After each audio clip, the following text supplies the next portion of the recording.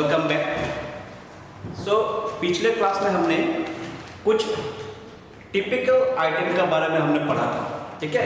इसका डेफिनेशन हमने देखा था, उसका ट्रीटमेंट हमने देखा था, किस तरह से उसको एनपीओस के अंडर में उसका ट्रीट किया जाता है, कैसे रिकॉर्ड होता है बुक्स ऑफ अकाउंट में, ये हम लोग देखा था, ठीक है। मैंने ये भी कहा था कि एनपीओस में basic most important item, most important topic क्या होता है, किसी भी एनपीओस के अंडर में बेसिक सोर्स ऑफ इनकम होता है सब्सक्रिप्शन, ठीक है। तो इसका कैलकुलेशन भी अलग से होगा। तो बुक्स ऑफ अकाउंट में जब इसका हम लोग रिकॉर्ड करेंगे, ये स्पेशल नेचर का आइटम होता है, इसका ट्रीटमेंट अलग होगा। और ये जो सब्सक्रिप्शन है, ये सब्सक्रिप्शन हमको आगे चल के कॉम्प्रिहेंसिव प्रॉब्लम के अंडर में भी मिलेगा। और कभी कभार एग्जाम में होता है कि इसमें 3 मार्क्स के लिए एक छोटा सा क्वेश्चन दिया जाता है, और ये सब्सक्रिप्शन का calculation, that is actual subscription received during the year, इसका कैलकुलेशन पूछा जाता है, ठीक है। ये subscription, actual subscription during the year calculation कैसे होते हैं, इसके बारे में अभी हम लोग जानेंगे। तो डेफिनेशन ऑलरेडी हमने पढ़ चुका, मतलब इसका सब्सक्रिप्शन का डेफिनेशन हमने देखा था। तो क्या था description, it is a fee which is given by the members of any NPOs, मतलब किसी भी एनपीओस का जो मेंबर होता है, ठीक है, ये मेंबर द्वारा ये पेमेंट किया जाता है। किस लिए पेमेंट होता है, ताकि इन लोगों का जो मेंबरशिप है वो मेंबरशिप कंटिन्यू बना रहे उसी ऑर्गेनाइजेशन में, ठीक है, इसीलिए सब्सक्रिप्शन पेड होता है। और ये जो सब्सक्रिप्शन है किसी भी एनपीओस के लिए बेसिक सोर्स ऑफ इनकम होता है, और ये सब्सक्रिप्शन हमेशा एक्चुअल बेसिस में ही कैलकुलेशन होता है, एक्चुअल बेसिस। ये आप लोग क्लास 11th में पढ़ा होगा, एक्चुअल बेसिस क्या होता है। मतलब ये एक्चुअल बेसिस में क्या होगा, एक्चुअल एक पूरा करंट ईयर का ही एक ही साल का सारा इनकम को इसमें कंसीडर किया जाएगा, ठीक है। That is income received for the current year और to be received, already received और to be received, book receive को कंसीडर किया जाएगा। But income received in advance और income received related to previous year will not be considered under actual basis, ठीक है। और ये जो सब्सक्रिप्शन है, सब्सक्रिप्शन कैलकुलेशन करने का 2 मेथड होता है एनपीओस के अंडर में। पहला मेथड होता है स्टेटमेंट मेथड और दूसरा मेथड होता है आपका अकाउंट मेथड। हम लोग दोनों मेथड को ही एक एक करके हम लोग जानेंगे, ठीक है। और इसका फॉर्मेट पहले हम लोग लिख लेते हैं किस तरह से होगा, क्योंकि फॉर्मेट लिखने से इसको याद रखने में आसानी हो जाएगा, ठीक है। तो पहले हम लोग method number 1 that statement method को हम लोग देख लेते हैं, इसके स्टेटमेंट मेथड में कैसे कैलकुलेशन होता है सब्सक्रिप्शन, ठीक है। और बाद में ये भी जानेंगे हम लोग ये सब्सक्रिप्शन इनकम एंड एक्सपेंडिचर का अकाउंट में कैसे रिकॉर्ड होता है और बैलेंस शीट में इसका रिकॉर्ड कैसे होता है, ठीक है। तो चलिए मेरा साथ साथ लिखिए, सब फॉर्मेट लिखिए। मेथड, स्टेटमेंट मेथड नंबर 1 लिखिए, स्टेटमेंट मेथड, स्टेटमेंट मेथड, ठीक है। स्टेटमेंट मेथड बनाने के लिए सबसे पहले हम लोग एक स्टेटमेंट बना लेते हैं। जैसे आप लोग क्लास 11th में बैंक रिकंसिलिएशन स्टेटमेंट बनाया था ना, ठीक उसी तरह एक स्टेटमेंट हम लोग बना लीजिए, ठीक है। उसी तरह एक स्टेटमेंट बना लीजिए, अमाउंट लिख लीजिए, इसमें रुपीस का सिंबल लिख लीजिए ऊपर में, और ऊपर में लिखिए calculation of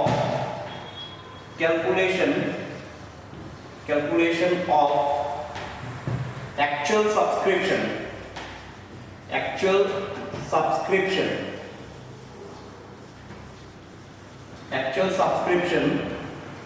received, calculation of actual subscription received during the year, actual subscription received during the year। तो सबसे पहले लिखिए amount received during the year, amount received during the year, ठीक है। Amount received during the year, इसको dot दे दीजिए, क्योंकि ये फॉर्मेट है, कुछ ना कुछ तो दिखाना होगा, अदरवाइज ये खाली छोड़ने से देखने में खराब लगेगा, तो इसलिए इसको डॉट दे दीजिए, अमाउंट का जगह में डॉट दीजिए। फिर इसके बाद लिखिए add outstanding subscription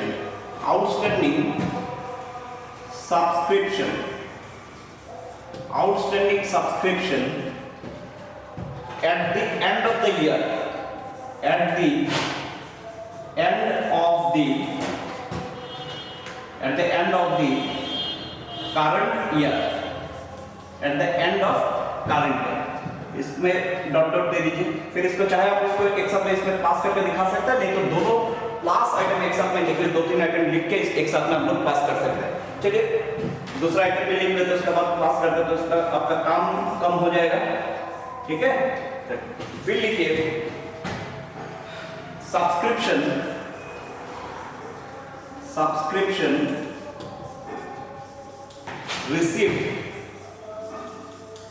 received in advance,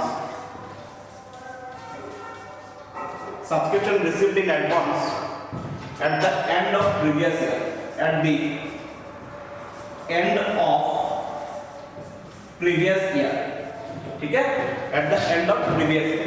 फिर इसमें भी डॉट डॉट दीजिए। फिर आप ये दोनों को एक साथ में यहाँ पे पास कीजिए। ठीक है, जैसे हम लोग पास करते थे ठीक उसी तरह पास एक लाइन खींच कर उसका पास दिखा दीजिए। दोनों को तीनों अमाउंट जोड़ने से जो वैल्यू निकलता है इसको यहाँ पे डॉट डॉट देके लिख लीजिए। फिर इसी टोटल में से, टोटल सब्सक्रिप्शन में से फिर अभी हम लोग को माइनस करना है। ठीक है, जो भी मतलब सब्सक्रिप्शन मैंने कहा था, क्योंकि हम लोग जो सब्सक्रिप्शन कैलकुलेशन करते हैं ये किस मेथड में हम लोग रिकॉर्ड करते हैं, इसको हम लोग एक्चुअल बेसिस में रिकॉर्ड करते हैं। तो इसलिए देखो जो सब्सक्रिप्शन करंट ईयर में रिसीव हुआ उसको मैंने लिखा, इसके साथ में क्या जोड़ा, जो आउटस्टैंडिंग है करंट ईयर का, जो भी आउटस्टैंडिंग है, जो सब्सक्रिप्शन ऑलरेडी मिल चुका वो तो हमने कंसीडर किया ही है, साथ में जो भी आउटस्टैंडिंग रहेगा मतलब ड्यू हुआ अभी तक नहीं मिला, इन फ्यूचर मिलने वाला है, तो इसको भी हम लोग करंट ईयर का इनकम मानते हुए इसको हम लोग प्लस किया। फिर उसके बाद इसमें ये भी ऐड किया हमने जो सब्सक्रिप्शन एडवांस में मिला हुआ प्रीवियस ईयर में जो सब्सक्रिप्शन एडवांस में हम लोग को मिला हुआ था उसको हम लोग प्रीवियस ईयर में क्या किया था, माइनस कर दिया था। इसलिए क्योंकि वो प्रीवियस ईयर का इनकम नहीं था, because this income is related to current year, तो करंट ईयर का इनकम है, इसलिए करंट ईयर में बुक्स ऑफ अकाउंट में इसको इंक्लूड करना है। तो इसलिए हम लोग क्या किया, subscription received in advance at the end of previous year को क्लास किया, फिर तीनों को एक साथ में जोड़ दिया। ठीक है, सो एज पर रूल इसमें से अब माइनस क्या होगा, जो भी सब्सक्रिप्शन मतलब कमिंग ईयर के साथ रिलेटेड होगा या प्रीवियस ईयर के साथ रिलेटेड होगा इसको हम लोग माइनस कर देंगे। जैसे less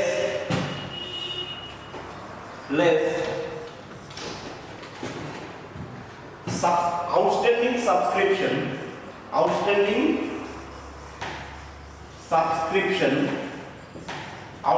subscription at the end of previous year, at the end of the previous year, तो प्रीवियस ईयर में जो भी मतलब आउटस्टैंडिंग रह गया था उसका पैसा अगर करंट ईयर में मिला है तो करंट ईयर का इनकम हम लोग मान नहीं सकते, इसलिए इसको टोटल सब्सक्रिप्शन इनकम से इसको माइनस करना होगा। ठीक है, और इसको हम लोग ब्रैकेट में लिखेंगे। ठीक है, ये माइनस आइटम है इसलिए इसको हम लोग ब्रैकेट में लिखेंगे। फिर इसमें से जो करंट ईयर में एडवांस रिसीव हुआ फॉर कमिंग ईयर के लिए जो भी पैसा एडवांस में रिसीव हुआ इसको हम लोग इसमें से फिर माइनस कर देंगे ताकि हम लोग actual income from subscription calculation मिल सके, हाँ निकाल सके। मतलब इसमें से less subscription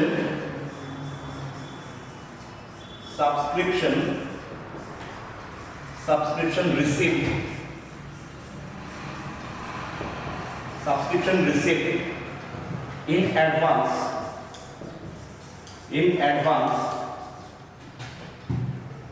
at the end of current year।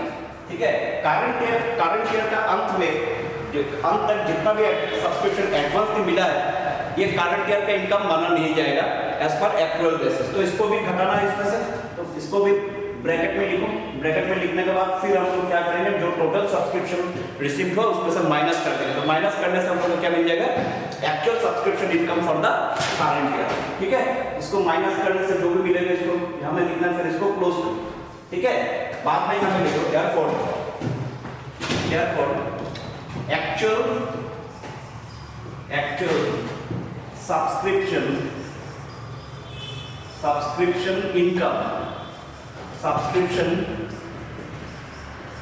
income during the year।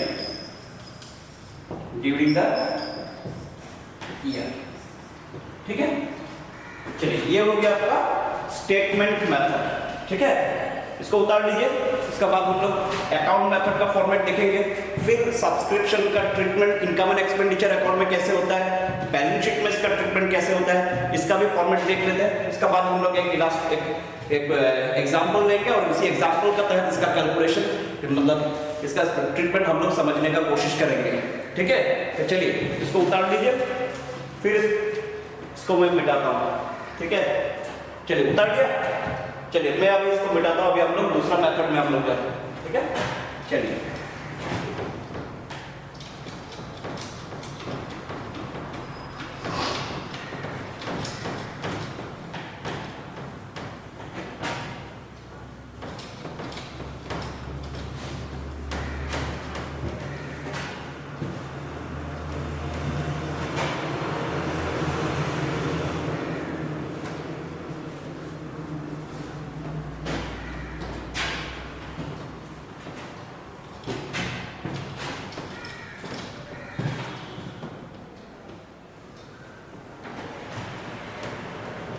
चलिए अब एक लेजर का फॉर्मेट बना लीजिए। ठीक है, इसमें लेजर का फॉर्मेट बनाइए, लेकिन ये स्पेशल अकाउंट है तो इसमें डेट और लेजर जर्नल होने का जरूरत नहीं है। सिंपल एक लेजर का फॉर्मेट बनाइए, सिंपल लेजर फॉर्मेट। ठीक है, ये नंबर 2 लिखिए, सॉरी क्या है मार्कर सब। चलिए नंबर 2 में लिखिए, नंबर 2 अकाउंट मेथड। ठीक है, अकाउंट मेथड, अकाउंट मेथड। ठीक है, इसमें हम लोग पहले एक लेजर बना लेते हैं। चलिए एक लेजर बनाइए, सिंपल सा लेजर। ठीक है, सिंपल लेजर बना लेते हैं।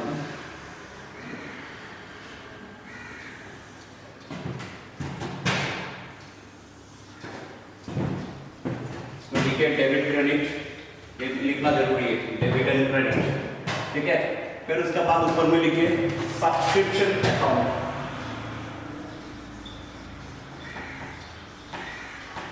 Subscription account. ठीक है, तो सब्सक्रिप्शन अकाउंट का हमेशा डेबिट साइड में क्या लिखना है, आइदर इसमें 2 भी लिख सकते हो, 2 नहीं भी लिख सकते हो, क्योंकि ये एक फॉर्मेलिटीज है। आज का डेट में बच्चों एक चीज याद रखना, अकाउंट में मतलब 2 और बाय नहीं लिखने से भी होता है। ठीक है, लेकिन तुम लोग अब छोटा बच्चे हो तो इसलिए इसमें हमेशा लिखा करो, क्योंकि एग्जाम में मतलब जो मतलब एग्जामिनर आपका कॉपी करेक्शन करेगा, शायद इनको ये चीज पता नहीं भी हो सकता है, तो इसलिए इसको मेंटेन करो। ठीक है, तो लिखो 2 outstanding at the beginning,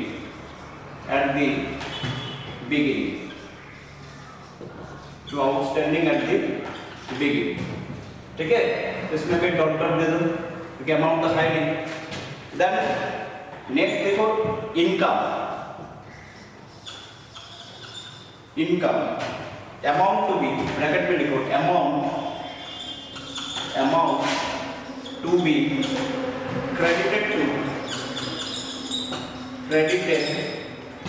to income and expenditure account। Income to be, income लिखो ब्रैकेट में लिखो, amount to be credited to income and expenditure account, इसमें डॉट डॉट लिखो। ये नॉर्मली क्या होगा, एक बैलेंसिंग फिगर होगा, इसको ब्रैकेट में लिख के रखो balancing figure.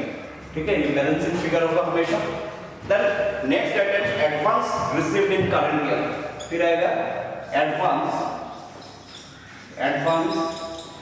received in current year। ठीक है, करंट ईयर में जो भी सब्सक्रिप्शन एडवांस मिला है इसको हम लोग डेबिट साइड में रिकॉर्ड करेंगे।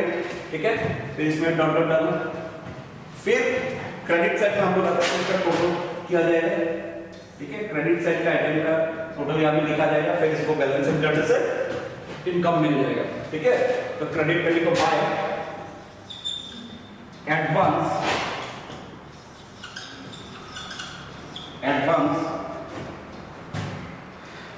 at the beginning advance at the beginning of the year। ठीक है, advance at the beginning of the year. फिर इसको भी डॉट दे दीजिए। फिर नेक्स्ट लिखिए cash received as per by cash received, ठीक है, ब्रैकेट में लिखिए as per receipts and payment account, RNP account. पूरा देखने का जरूरत है, शॉर्ट में भी लिख सकते हैं आप लोग, एज पर आरएनपी अकाउंट, ठीक है, एज पर आरएनपी अकाउंट। इसका भी अमाउंट डाउनलोड दे दीजिए, ठीक है। फिर नेक्स्ट लिखिए by outstanding at the end of current year, outstanding at the end of current year, ठीक है। इसका भी अमाउंट लिखिए, डाउनलोड दीजिए। फिर इसको टोटल कीजिए, हमेशा ये क्रेडिट साइड की टोटल होगा, ठीक है, क्रेडिट साइड ये भी होगा तो क्रेडिट साइड का टोटल लिखिए।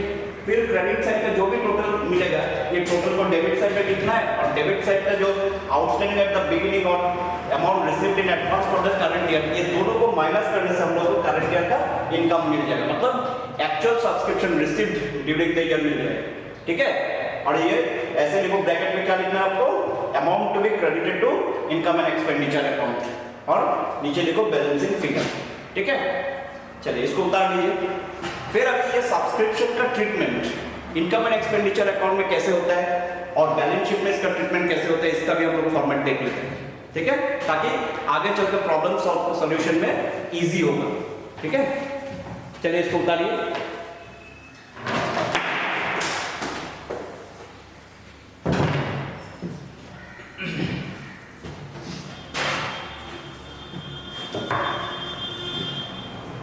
ठीक है, चलिए इसको मिटाता हूं।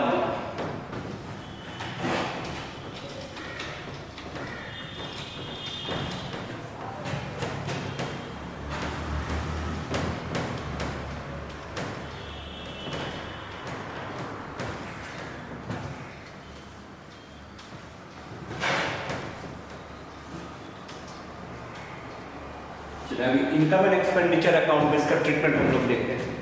इनकम एंड एक्सपेंडिचर अकाउंट में इसका ट्रीटमेंट कैसे होगा, जो भी subscription actual subscription received during the year जो है, इसका ट्रीटमेंट इनकम एंड एक्सपेंडिचर में कैसे होगा। चलिए फॉर्मेट बनाइए, मेरे साथ साथ बनाइए।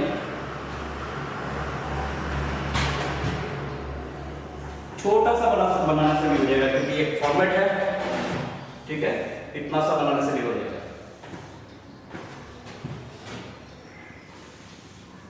ठीक है। तो डेबिट क्रेडिट लिखे पहले, डेबिट क्रेडिट, फिर लिखे income and expenditure account, income and expenditure account, expenditure account. नीचे लिखिए for the year ended dot dot दे, और साथ में एक चीज लिखिए, इस पे ये लिखना बहुत जरूरी है, an extract, EXTRACT, an extract, ये लिखना जरूरी किस लिए है मैं बता रहा हूँ, क्योंकि ये जो इनकम एंड एक्सपेंडिचर अकाउंट है, ये complete income and expenditure account हम लोग नहीं बना रहे। अगर सब्सक्रिप्शन का ट्रीटमेंट शो करने के लिए पूछा गया क्वेश्चन में, तब जब आप लोग मतलब इनकम एंड एक्सपेंडिचर अकाउंट में इसका ट्रीटमेंट को शो करोगे, मतलब it is a part of income and expenditure account, not the income and expenditure account. तो इसलिए हमेशा ब्रैकेट में ये चीज लिखना बहुत जरूरी है, एन एक्सट्रैक्ट, मतलब it is a part of income and expenditure account, not the income and expenditure account, ठीक है। तो इसमें कंप्लीट फॉर्मेट लिख देते हैं, ठीक है। इसमें रुपीस का सिंबल भी डालिए, फिर लिखिए बाय, क्योंकि इनकम एंड एक्सपेंडिचर अकाउंट और अच्छी पहले इनकम एंड एक्सपेंडिचर अकाउंट में हम लोग डेबिट साइड में हमेशा एक्सपेंसेस को रिकॉर्ड करते हैं और क्रेडिट में इनकम को रिकॉर्ड करते हैं, ठीक है। तो इसमें आ जाएगा सब्सक्रिप्शन जो भी हमने कैलकुलेशन किया, अब ये सब्सक्रिप्शन का अमाउंट हमें दिखाया जाएगा, ठीक है, इसको और टोटल करने का जरूरत नहीं, जस्ट ऐसे लिख के छोड़ने से हो जाएगा। और जो सब्सक्रिप्शन हमने पहले कैलकुलेशन किया, तो मेथड में जो कैलकुलेशन किया था, अकाउंट मेथड और स्टेटमेंट मेथड, किसी भी एक मेथड से बनाने से भी हो जाएगा, दोनों मेथड दिखाने का जरूरत नहीं है, ठीक है। तो इसमें नीचे लिखिएगा, वो वर्किंग नोट्स पे तब चला जाएगा, इसमें लिखना है उसका बाद reference working note number dot dot दे दीजिए, जो भी नंबर होगा इसमें डॉट डॉट देके नंबर दे दीजिए, ठीक है। फिर हम लोग देखते हैं बैलेंस शीट में इसका ट्रीटमेंट कैसे होता है। इसको यहाँ पे क्लोज कर देते हैं हम लोग। फिर आता है बैलेंस शीट, ठीक है। बैलेंस शीट में इसका ट्रीटमेंट देखते हैं हम लोग कैसे होता है, ठीक है। बैलेंस शीट का फॉर्मेट लो जी, बैलेंस शीट का फॉर्मेट बन गया, तो लिखो, ऊपर लिखो balance sheet, balance sheet, balance sheet. इसमें भी ब्रैकेट में लिखना जरूरी है, एन एक्सट्रैक्ट, ठीक है, लिखो। फिर उसका बाद लिखो नीचे एज ऑन लिख के डॉट कर दो, क्योंकि डेट तो है नहीं, एज ऑन डॉट डॉट। फिर इसमें लिखो लाइबिलिटी, रुपीज का सिंबल दो। फिर इसमें लिखो एसेट्स, फिर रुपीज का सिंबल, ठीक है। चलिए अब लिखिए मेरे साथ साथ, लिखिए पहले लाइबिलिटी साइड में लिख लेते हैं। लाइबिलिटी साइड में लिखो subscription received in advance, subscription received in advance और करंट। चलिए इसमें भी डॉट डॉट दीजिए। सर एक बात, आपने सब्सक्रिप्शन रिसीव्ड इन एडवांस को लायबिलिटी माना, क्या ये लायबिलिटी है? नहीं बच्चे, ये लायबिलिटी नहीं है, क्योंकि subscription received in advance it is a capital income for the business, capital received for the business, so it will appear on the liability side of the balance sheet, ठीक है। ये एक्चुअल सेंस में ये liability नहीं है, capital received है, और capital received हमेशा लायबिलिटी साइड में ही लिखा जाता है बैलेंस शीट का, ठीक है। चलिए फिर हम लोग एसेट साइड में लिखते हैं। एसेट साइड में क्या आ जाएगा? Outstanding subscription for the current year, ठीक है। देखिए सब्सक्रिप्शन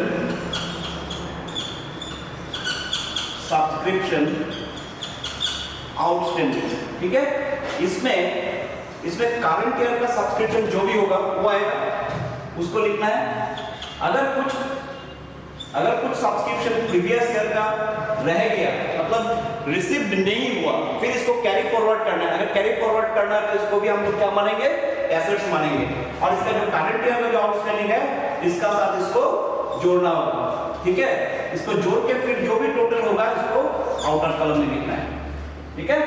तो इस तरह से हम लोग सब्सक्रिप्शन को इनकम एंड एक्सपेंडिचर अकाउंट और बैलेंस शीट में हम लोग दिखा सकते हैं, ठीक है।